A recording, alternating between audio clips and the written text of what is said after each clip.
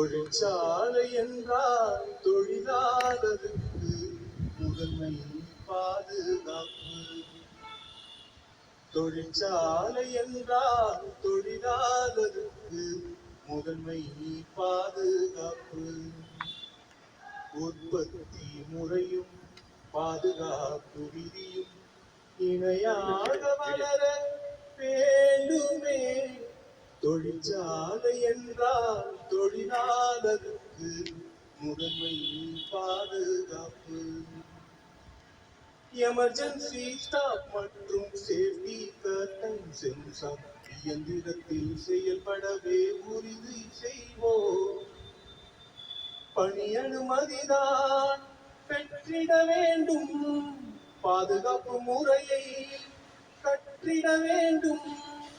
உயரத்தில் பணிபுரிய safety life line.